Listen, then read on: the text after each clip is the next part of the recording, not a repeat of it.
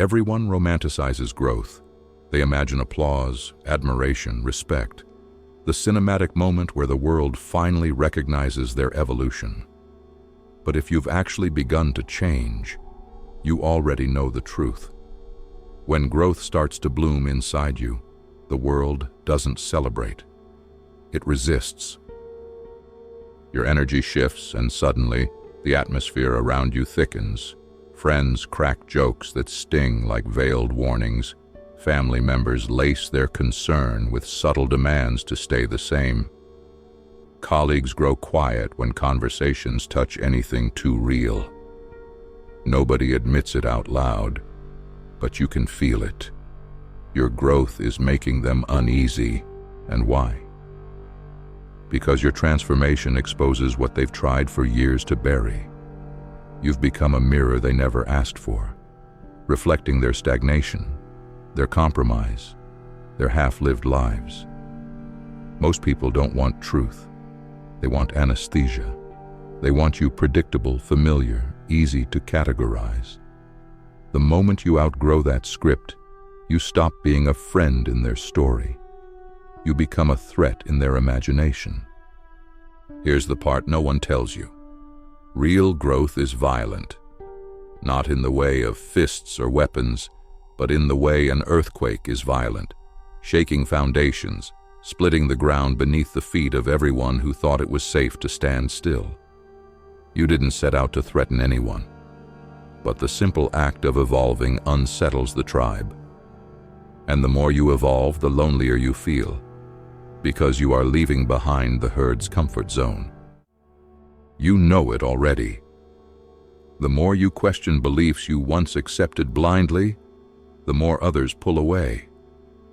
The more you refuse to live on autopilot, the more you notice the distance growing between you and the people who still cling to routines, gossip, distractions. It feels isolating, even punishing. But Nietzsche, with his merciless clarity, knew this was inevitable. To grow is to betray the consensus. To think for yourself is to fracture the silent contract of mediocrity. And once you do, you become dangerous, not because you wish harm, but because you reveal what others fear, that their lives have been lived in chains of conformity.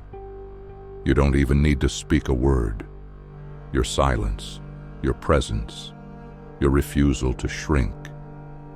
It's enough to expose the emptiness they've tried to disguise. This is not a video for comfort seekers. This is not a bedtime story. This is a summons, a gauntlet thrown before you. If you've ever felt like your life was cracking apart, if you've ever sensed that the pain might be the start of something sacred, stay here. Nietzsche's philosophy will not soothe you. It will challenge you, cut you, unsettle you. But it will also set you free. And once you hear it, you will never look at the world or yourself the same way again.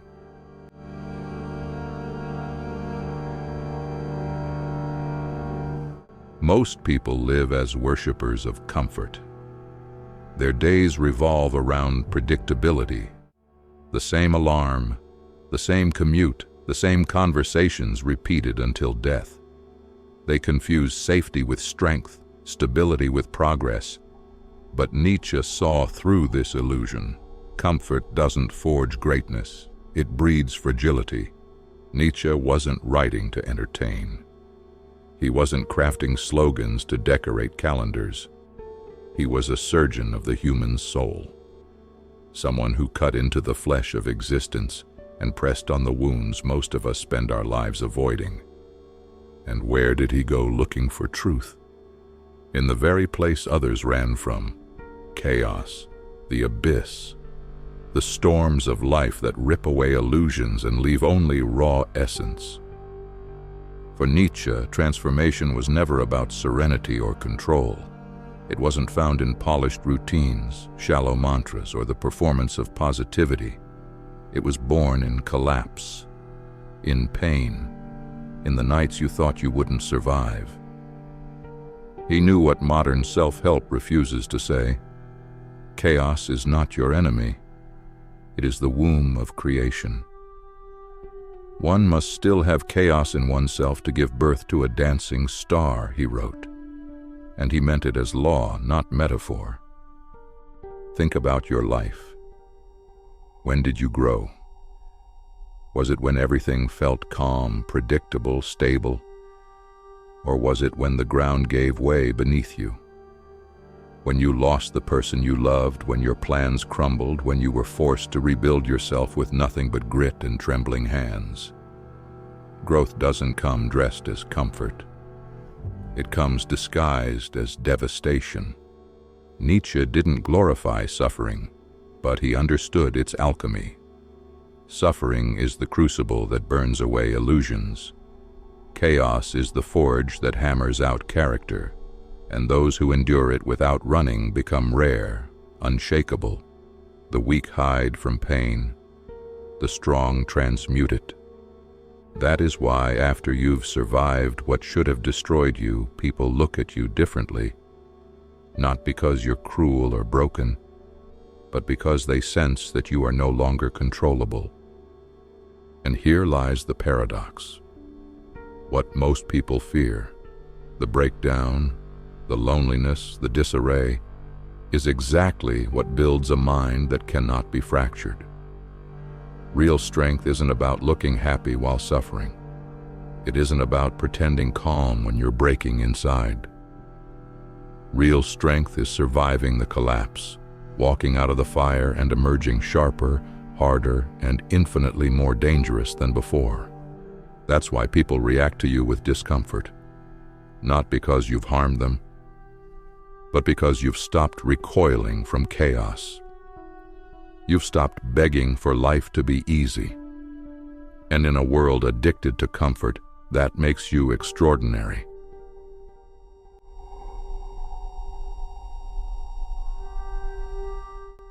But Nietzsche also knew this. Chaos alone isn't enough. It can swallow you whole if you don't have something steady within, a fixed point, an anchor. That's why his most radical idea isn't just about chaos. It's about what comes after.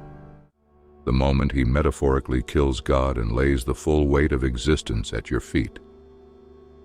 Because when there's no longer a divine figure to answer to, no sky above to whisper meaning, you're left with one brutal conclusion. If the universe is to mean anything, that meaning must be forged inside you. And that's where it all begins. When Nietzsche declared God is dead, it wasn't triumph. It was a funeral. A warning. And one most people still don't understand. He wasn't mocking faith. He was demolishing a fantasy that someone else is in charge, that there's a script, a grand purpose written from the outside, relieving you of the burden of authorship. But when that illusion dies, so does the comfort of blaming fate. That's terrifying.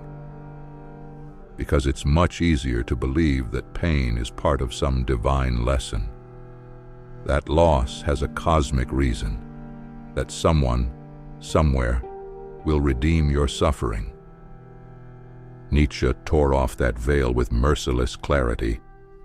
He looked into the eyes of mankind and said, "You're on your own. No prefabricated purpose, no divine safety net. You are both the question and the answer." And this is where the construction of a powerful mind really begins, because most crumble at this realization. They freeze when they understand there's no master plan, no one to blame, no instructions. But those who stand firm in that void begin to forge something unshakable.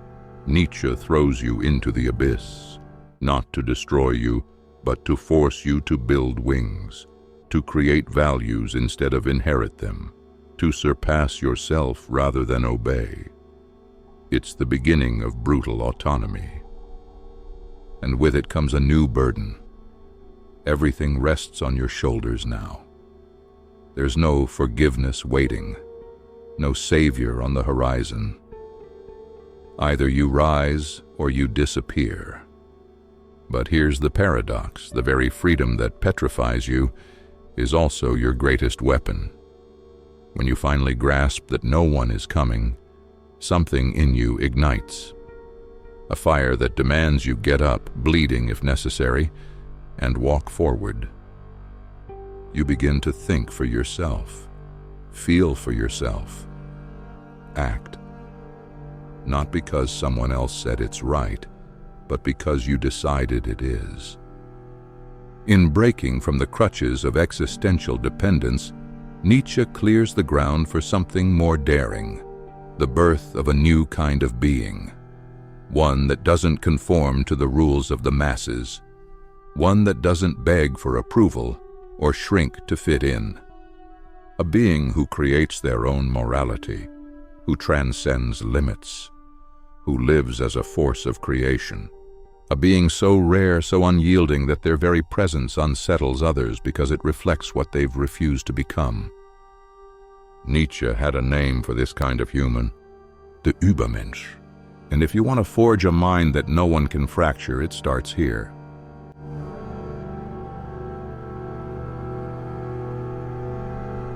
Nietzsche wasn't interested in humanity evolving slowly through comfort.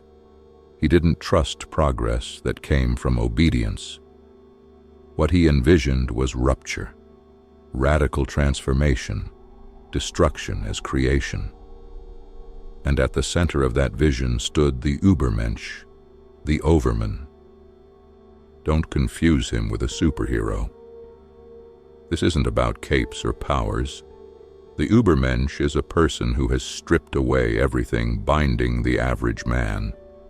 Guilt, submission, herd thinking, the need to be liked. He doesn't ask to be accepted. He doesn't wait for permission.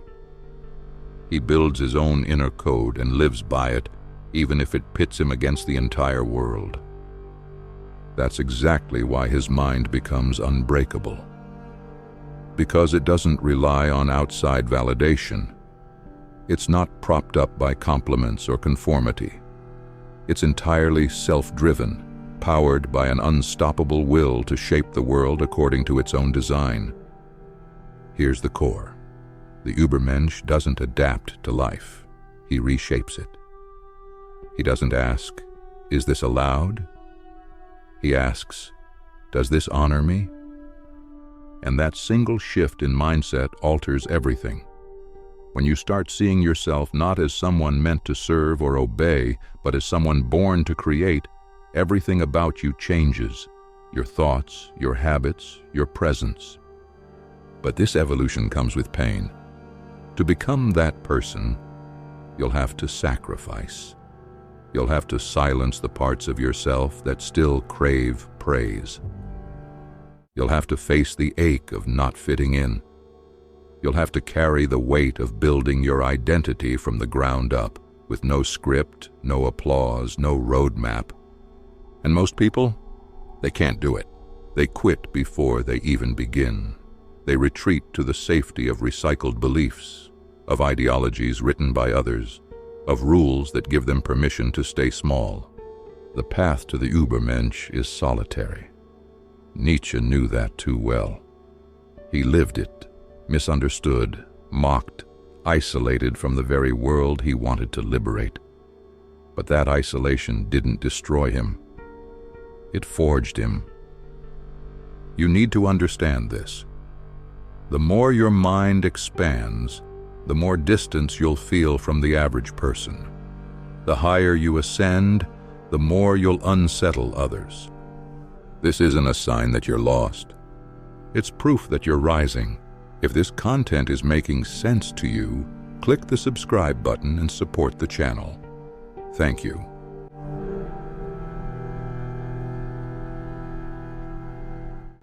Becoming the Übermensch isn't a polished or glamorous path. It's the most savage and soul-altering process a human can undergo, because it demands that you annihilate everything in you that's second-hand, everything installed by a sick culture, by a society that rewards obedience and punishes truth. Only after this destruction does true creation begin. And that creation doesn't happen in noise.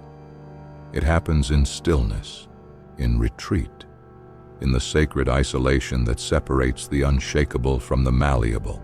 Which brings us to one of the most ignored and most vital parts of this entire journey, the solitude of the strong. Because here's the truth no one wants to say out loud. If you want to become mentally unbreakable, you must learn to walk alone. And few are truly prepared for that. Are you? If these words are hitting something deep in you, there's more waiting. There's an entire book that goes deeper, beyond the shadow, where Jung's core ideas are unpacked to help you understand who you really are. The link's in the pinned comment. But first, know this. The stronger your mind becomes, the lonelier the path will feel. Not because you've chosen isolation, but because the world no longer knows how to handle you. Nietzsche saw it clearly. The free thinker, the one who questions morality, shatters ready-made truths, and chooses to think for themselves, will inevitably be pushed to the outskirts. And yes, it hurts. But that pain has a purpose. Because real growth requires space, and you can't expand while clinging to the comfort of collective expectations. Most people are caught in a mental herd, an invisible one. Every thought they have is monitored. Every move they make is calibrated for social approval. They've gotten used to walking in sync, thinking as a pack, feeling safe simply because they're surrounded. But Nietzsche's philosophy does the opposite. It rips you from the herd and drops you in the desert. In that desert, there's no cheering crowd, no road signs, no reassurance. There's only you, your fears, your wounds, your ghosts, and that nagging voice telling you to turn back. And here begins the real test. What do most people do? They run. They put the mask back on. They pretend not to feel, not to question, not to see. But if you want to become someone untouchable, someone no one can fracture, you'll need to stay. You'll need to endure the silence that exposes your real self. Nietzsche wrote, "The individual must always struggle not to be overwhelmed by the tribe. If you try it, you will often be lonely and sometimes afraid. But no price is too high to pay for the privilege of owning yourself." That's the essence. Self-possession, the rarest, most sacred prize. Because once you truly possess yourself, no one can define you. No one can reduce you. No one can break you. But this possession comes with a tax. You will lose people. You will be misunderstood. You will be labeled arrogant, cold, strange. Others will try to shove you back into their familiar mold.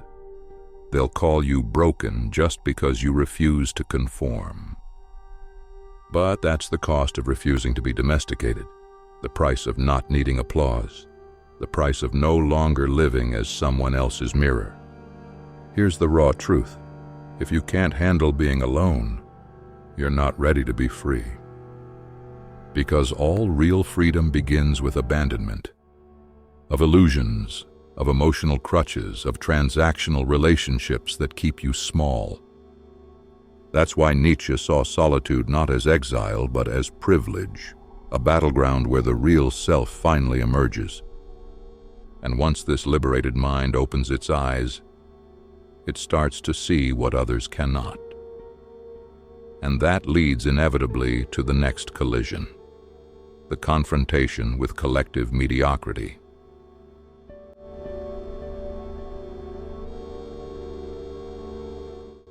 Because once you begin to rise, to truly think, to stand apart, mediocrity notices, and it doesn't sit still. That's exactly where we're heading now, into the war between the individual and the swarm, the danger of collective mediocrity. The world doesn't go after those who blend in, It targets the ones who dare to stand out. Nietzsche wasn't haunted by dictators or tyrants. What truly disturbed him was something far more insidious: the quiet poison of social conformity, the slow suffocation of brilliance by groupthink, the subtle enforcement of sameness disguised as morality. He called it out. Real tyranny doesn't always come from the top. It rises from the sides, from the masses, from the everyday people around you who pressure you to stay small so they won't have to grow. And this is exactly what happens the moment you begin to sharpen your mind, harden your spirit, and embody clarity. Your mere existence makes people squirm. You disrupt them just by breathing differently. Not because you're doing harm, but because you're doing something rare. You're breaking the mold, and society loathes mold breakers. The average cannot tolerate the exceptional. Because in the presence of real power, mediocrity sees itself reflected for what it is, a lie dressed in comfort. Nietzsche had a word for this inversion of truth: slave morality. It's a moral system created by those who couldn't reach greatness, so they flipped the rules instead. Strength becomes arrogance. Ambition is framed as selfishness. Independence labeled as emotional coldness. And suddenly everything admirable is rebranded as shameful. But don't be fooled. This isn't compassion, it's resentment. The weak don't want guidance. They want the strong to fall. So the moment you start freeing yourself, they'll try to pull you down. Sometimes they'll attack you head on. Sometimes they'll use glances, silence, sarcasm. It's subtle, but the message is clear. Fall back in line. You're making us feel small. And you are, simply by being unapologetically yourself. Nietzsche knew that most people exist in a haze of guilt, fear, and obedience. And anyone who threatens that structure, anyone who chooses clarity over conformity, will be treated as a problem. But mediocrity doesn't crush you with brute force. It crushes you with consensus, with numbers, with repetition. It will whisper doubts into your mind. It'll make you question your clarity. It'll turn society's gaze against you, using shame, rejection, even isolation as weapons to get you to lower your head. And that's when most people break, because being the outlier is hard. Being called difficult, extreme, unlikable, it chips away at the unready. But Nietzsche had another word for people like that: necessary. Because while the world clings to recycled thoughts and factory-made desires, it's the strong individual who brings the earthquake, who disturbs just enough to make something new possible. Your uniqueness is the match, but it's also the target. To be strong, to think independently, to live on your own terms, this is warfare against the norm. And like any war, you need preparation.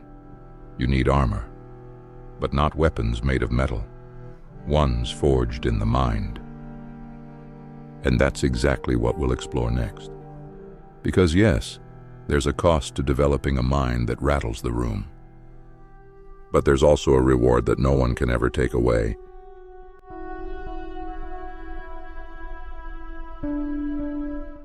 If you've made it this far, you're already different. Most people would have clicked away at the first hard truth. They would have shut this down the moment it stopped massaging their ego. They would have turned back at the first taste of discomfort. But you're still here, and that tells me something. You're not here to be entertained. You're here because something inside you is stirring, shifting, evolving. This video isn't just an idea. It's a threshold, a test, a spark for those willing to let go of the soft illusion and stare raw reality in the face. Because let's be clear, building a mind that people fear isn't a lifestyle trend. It's a sacrifice. You're going to lose things. You'll lose friendships that were built on shallow ground. You'll lose opportunities that demand you dim your light. You'll lose the capacity to settle for small. But what you gain, it's something sacred. You gain integrity, a clarity that can't be shaken, a presence that speaks before you do. You'll begin to notice the sleepwalking masses and realize your awareness unnerves them. Your firmness unsettles them. Your absence echoes louder than their entire presence. This kind of power doesn't come from outside. It's not taught in tidy chapters. It's not printed on mugs or found in morning routines. It's carved from the marrow of your soul, in the sleepless nights where no one's watching, in the crossroads no one else can choose for you. It's the outcome of a brutal war between who you were and who you're becoming. And here's the secret most never hear. The strongest people you'll ever meet, they didn't win. They're still fighting, still shedding skin, still standing when every excuse begged them to fold. Nietzsche didn't craft his words to gather disciples. He wrote to jolt you out of your sleep, to make the ground beneath you crack and shift, to tear you away from the need to be validated, and force you to become the one who defines value itself. He wasn't after admiration. He wanted you to become a threat, not through violence but through rarity, a kind of rare that makes people uncomfortable, the kind of presence that acts like a mirror, one that reflects back all the truths they've worked hard to bury. So now I'll ask you something simple, but not easy. Leave a comment with a truth you've been afraid to say out loud, a thought that makes you feel strange, maybe even broken, but still unmistakably real, unfiltered, yours. This is part of the transformation, leaving the shadows, giving voice to what's been silent. Not with rage, but with certainty. The certainty that you will not shrink to fit anyone else's comfort. And if something in this video struck a chord, don't let that fire die here. There's more, another video that dives even deeper. And if you're still watching, still reading, then deep down you already know. This wasn't random. You're here because something inside you has already started to move. And yes, it might feel unsettling, but it's also the doorway to real freedom. You're not late. You're not lost. You're ahead of the curve. And that will always make the world uneasy, but it will also set you free.